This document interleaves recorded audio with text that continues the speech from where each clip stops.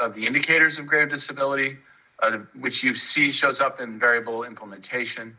Things like data being limited for the courts and for the judges and the juries. The lack of input from caregivers, which we just heard about, which is a problem. And really what we end up seeing is 5150s, which lead to multiple admissions for inpatient care, which is actually for acute services. And grave disability or not living safely in the community are chronic patterns. And the fact of the matter is when you put someone into the hospital, that can be a toxic experience, a traumatizing experience. Also, we have a limited number of beds. Our beds are all jammed and not available for folks that need acute services. And we spend a lot of money. And frankly, the hospital systems can't draw down money for individuals who are in with chronic conditions. In fact, this may be a controversial thing to say, but if it were up to me, I would consider striking grave disability from the 5150 because grave disability does not indicate an imminent or acute scenario. So I'm arguing for a revisitation of what living safely means. These are three indicators. I believe that there are more. And that when we identify individuals who are not living safely in the community for reasons related to their mental illness and unwillingness to accept care, we need a proper set of tools that's broader than just a conservatorship and guaranteed resources. In terms of the tools of engagement, I mentioned them this morning. Shared decision-making, psychiatric advance directive, the AOT program, and I want to salute Senator Eggman for improvements, and the temporary and the full conservatorship. One of the things that we end up seeing with 5150s is that there's no linkage after a 5150 is because we don't have other tools, and it can't be all or nothing. And I would say to you that a body of law is needed. It can't be engineered as one-offs. That's an important thing for, I would suggest, the lawmakers to think about. In terms of guaranteed resources up front, civil liberties compel us to guarantee resources before we mess with anybody's civil liberties. And when I talk about resources, I'm talking about housing of all types, not just permanent supportive housing, but also congregate housing, boarding cares, for example. And there's a huge problem with boarding cares, which are disappearing off the face of California for a variety of reasons. They're no longer fundable.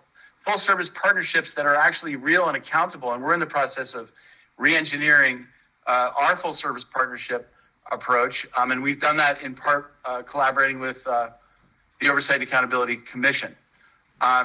Residential treatment, partial hospitalization and intensive outpatient care, and a conservator who I'd like to think of as a recovery facilitator, because our goal with engagement tools is to get people on a recovery pathway so that they don't need any engagement tools and that they're willingly accepting care.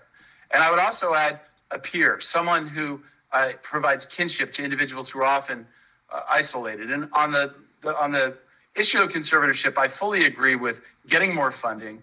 I appreciate Scarlett Hughes. I'm a big fan. I will say, however, I'd like to mention the home pilot, which we're doing, which saves money.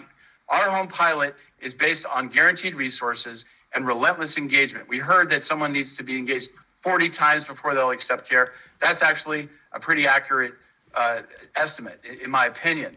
But after relentless engagement fails with guaranteed resources, the list of which I just went through, we then have to think about stepping into the use of tools when they're needed in real time. I can hear that I've expired. Just give me one more second if you don't mind. The street reality of someone who is refusing care and is suffering from severe and persistent mental illness needs to be visible to the court and to the judge. And with our home pilot, we're doing this work in the street. That's the clinical work that I do very, very rarely.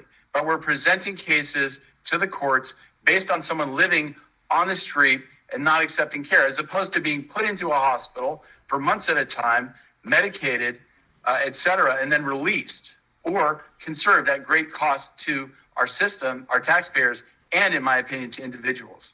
In terms of general outcomes are the things that we need to look at to be successful. And we need to be funded flexibly to go after those outcomes. And there are many different ways to think about how funding could be used. I've mentioned MHSA, which in my opinion needs to be refreshed and we need to be allowed to use it much more flexibly to achieve goals that the state defines, and we could define this population as our top priority and use that money to go after it with or without engagement tools. Thank you. Thank you very much.